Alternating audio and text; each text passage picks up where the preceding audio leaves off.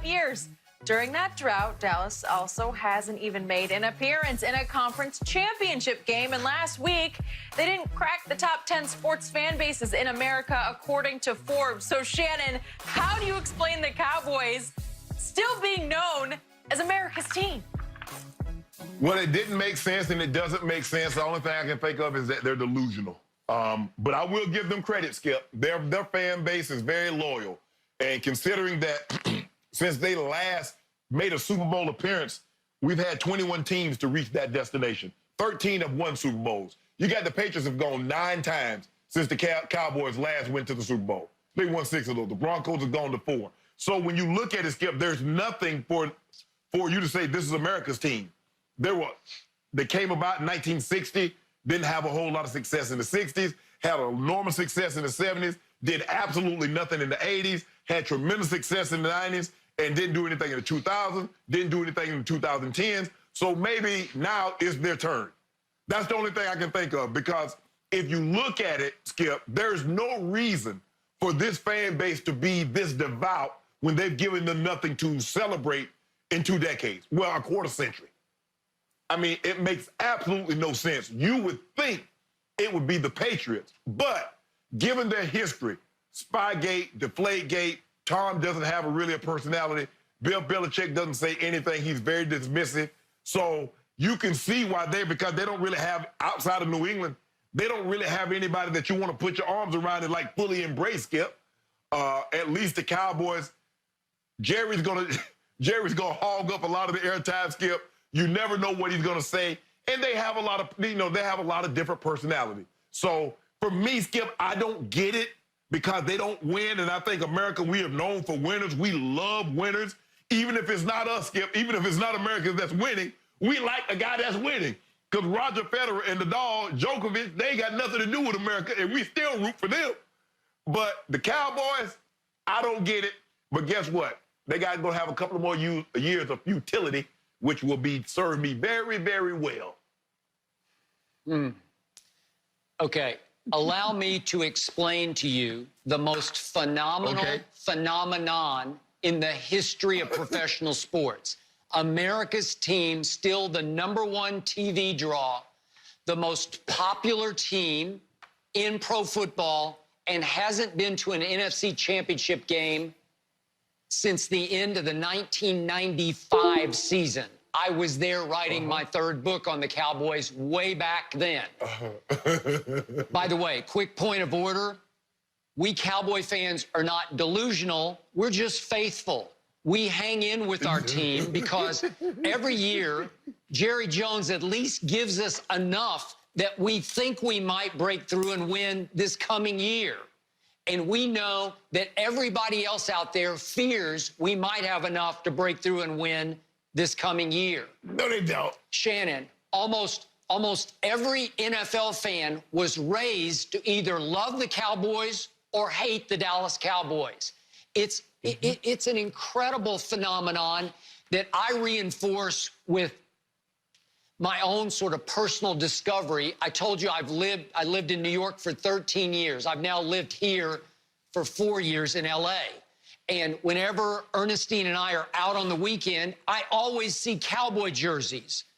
Southern California is a Cowboy stronghold, in part because they have trained out here, Thousand Oaks, Oxnard, for so many years. And New York is a Cowboy stronghold for reasons I've never quite been able to figure out, except that, as you can ask Ernestine, as we walked to the movies on a Saturday in New York, down 8th Avenue to 42nd Street, and we saw 88 jerseys or Romo #9 jerseys or whatever it was, I often had conversations with these Cowboy fans. Hey, you from here? Yeah, born and raised in Brooklyn, Queens, wherever. How'd you become a Cowboy fan? Well, my dad was a Cowboy fan. Oh, but what if your dad wasn't a Cowboy fan? I constantly heard, it's the jerseys, it's the colors, it's the star on the helmet. It's just the coolest colors in all of sports. And it just got me. It comes through the TV into your eyes when you're 3 or 4 or 5 years old, and it gets into your soul. It happened to me when the Cowboys were first born. I always have loved the uniforms. And then what I've loved even more is year after year, since their inception, back in the early 60s, the Dallas Cowboys have always been the most interesting team with the most interesting players and plot lines every year. And now, since 1989, they have the most interesting owner in all of sports, and it ain't even close. Everybody knows that Jerry Jones, once upon a time, after winning 2 Super Bowls, fired Jimmy Johnson. Well, if he's capable of firing a coach who won 2 straight Super Bowls, Jerry Jones is liable to say or do just about anything.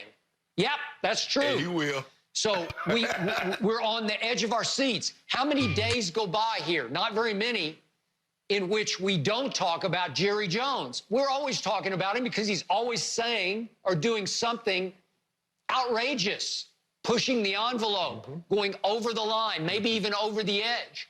They're just constantly more interesting than any other team. And if you look at the star power they've had over the years, I saw Stephen Jones said in an interview yesterday that the most visited bust in Canton, where you are a Hall of Famer enshrined, the bust in the Hall of Fame that gets the most traffic is Roger Staubach's.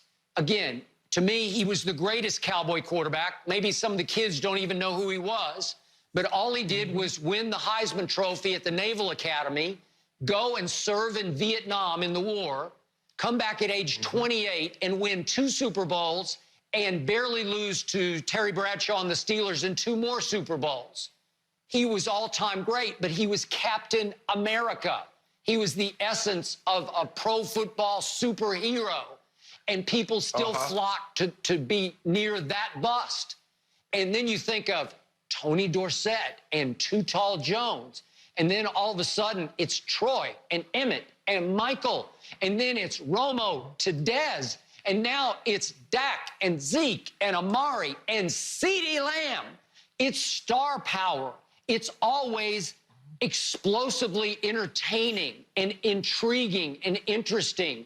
So when you add all that up, it would help to win, but as long as you just think they have a chance every year, that seems to be enough.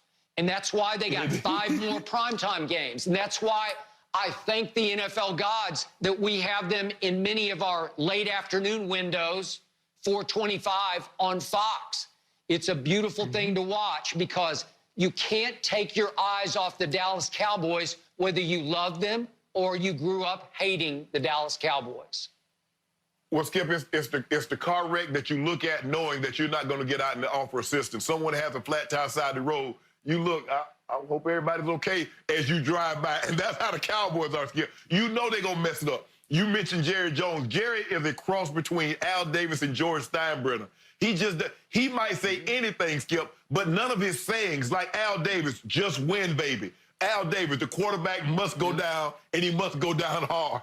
You know, Skip, you've been around him, so you know how he is. And I think Jerry formulated a lot of his persona from Al Davis. But the dictatorship and the way he ran things, George Steinbrenner, look, you come in here, you shaving. I don't care if you got mutton chops or goatee or whatever you got, Skip. You shaving. You're going to play on this team. You're going to do like I say. Jerry says, this is my stage. This is my playpen. You want to play in the sand in here? You're going to do like I say. So that's why I say, Skip, he's a cross between those guys.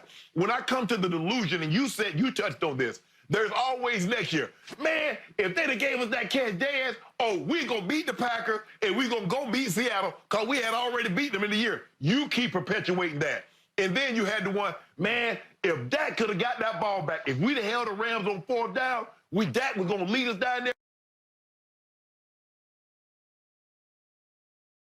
We was going to score a touchdown, get a 2-point conversion, and win it in overtime. You keep doing, you do that every year. Man, if Tony Romo and Jason Witten hadn't gone to Mexico, people forget about that, Skip. He pulled the Odell before Odell pulled Odell. If Tony Romo hadn't done that, man, we were set up because nobody can touch us. It's always next year. It's always, man, if Jackie Smith had caught that pass, I mean, Roger Staubach hit it right between the 8 and the 1. If he just catch that one, we're going to win the Super Bowl. So now you're talking about the Cowboys. as the team of the 70s as opposed to the Steelers. Now they're like, actually, Skip, when you think about the 70s, the Cowboys really get bumped down to third because the Steelers won 4, the Dolphins won 2, but Skip, that's 17-0. So that bumped them in front of the Cowboys, who went to 4 Super Bowls and ended up winning 2. So what could have been your decade, now you third, fifth. Yeah, don't do that, Skip. Don't do that. You already know what time it is. No. We beat the Dolphins head-to-head in a Super Bowl. I'm sorry. They're eliminated from this conversation. Skip, hold up. 17-0? How you beat that? That went down as the greatest in 100 years. That's the greatest team ever. And you lost. Skip, you lost to the Colts. You lost to the Colts. And then, if I'm not mistaken, Leroy Jordan is the MVP. No, who got the MVP, Skip, on the losing call? Was it Jordan? Howley. Chuck Howley. Chuck Howley. Yeah. Yes. Okay, points of order quickly. Tony Romo and Witten took their wife and girlfriend, respectively, to Cabo in the bye week. They had a bye week. Odell took his receivers to South Beach on a short week, a regular game week, to get ready for a playoff game up on the frozen tundra at Lambeau Field. And Dez did catch it. Dez did score with it, and the Cowboys would have beaten Seattle because they'd already won a regular season game at Seattle. And Dak Prescott, if they had Jared Goff backed up at 3rd and 8, and he ran for a first down. If they hold him and Dak gets the ball back,